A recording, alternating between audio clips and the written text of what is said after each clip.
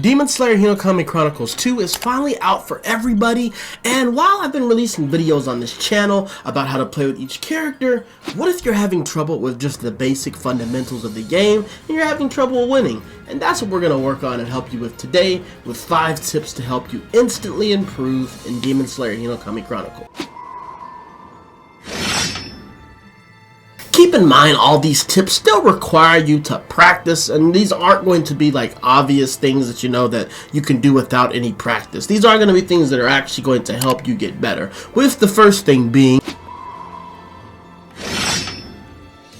dealing with assist. Assist is a very strong thing that people use in this game, whether it's setting you up for a grab or just getting you so they can start a combo. You need to know how to deal with assist in this game, and there's quite a few different things you could do. You can use some range moves to get them off of you. You can also use moves with invincibility frames that prevent you from getting punished. You could also do one of the more effective ones that don't really use any meter or resources, which is just push blocking and sidestepping whatever they're coming with. Or you can also parry, which is the one that takes the most round of skill.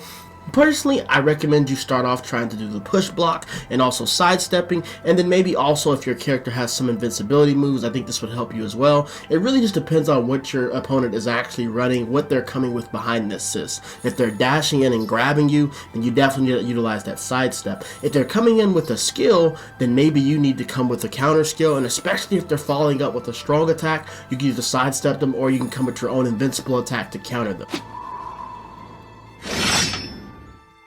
The second thing is going to be strong attacks. You need to manage when to use them, and you need to know how to counter them, because a lot of people use strong attacks to start their combos or to apply pressure behind their assist. And there's a few things you could do. Of course, you could sidestep it. There's also, once again, the invulnerability frames. You could also use your own strong attack, but this very much depends on your timing. You could parry it, but they did reduce the parry window, so this is a little bit harder. And you could also throw an ultimate at your opponent. But picking which of these things you like to do to deal with these strong attacks is going to be very important, because if you can shut down their assist in the first tip and shut down their strong attacks, you're limiting the options that they have for starting their combos and also pressuring you, because most people will start panicking once they can't find a way to close in or get their combo started if you're nullifying both of these things. The third thing is going to be combo optimization. You need to find a way to do the best combos that you can. Of course, it doesn't have to be perfect every time, but you want to try to get the most damage that you can. If you're not trying to use resources, then get the most damage with the least amount of resources. You need to know when you're going to pop your ultimate, when you're not going to pop your ultimate, when do you need to use that extra skill, and when do you not need to use it. And this is just going to require you getting in the lab, testing with your character, seeing which things work, and also having more than one route to get to your combos, because a good person is going to stop you from getting that same route to your combo. They're going to make you change things up, so you need to have different ways to get that same amount of damage that you want to get. Of course, you know, you have your lights going into your skills, but there's also things that you could do with some aerial combat and also throwing in some grab cancels and stuff like that. All these things will help you in optimizing your combos and getting the most damage that you can get whenever it is your turn to deal damage to your opponent.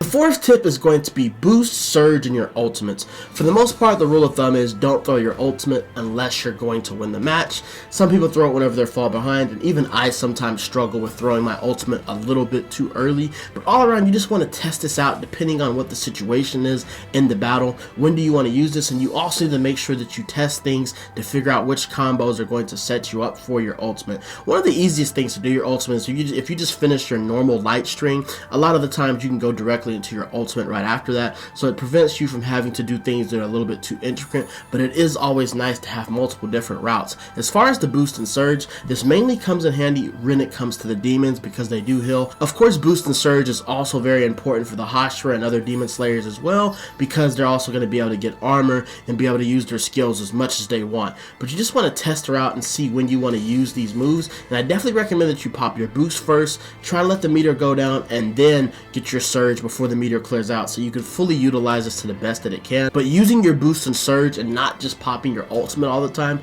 definitely can make the difference in a match, especially if you want to get some extra damage.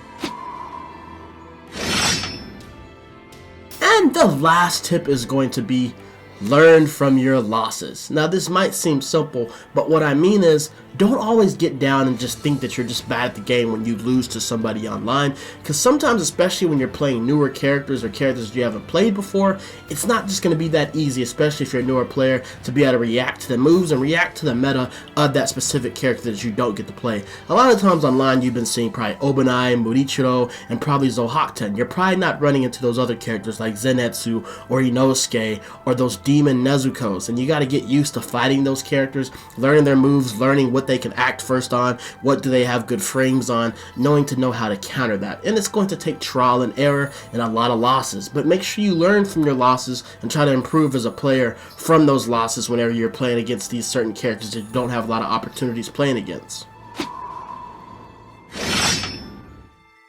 And those are going to be my 5 tips, man. I know they might seem simple, but really, I think the first 2 are the most important ones. Knowing how to deal with assist and also knowing how to deal with strong attacks and grabs will very much help you in this game, because it's something that a lot of people struggle with, and even myself, I still struggle with, and it causes me to get cooked online. If you learn how to deal with those, you can handle a lot of the combat that you run into online. But let me know how you felt about these tips, and if you try out some of these things, and if it helps you counter stuff like that, and let me know how you've been enjoying Demon Slayer Hinokami Chronicles too, man. Hope y'all enjoyed the video, and I will see y'all in the next one. We up.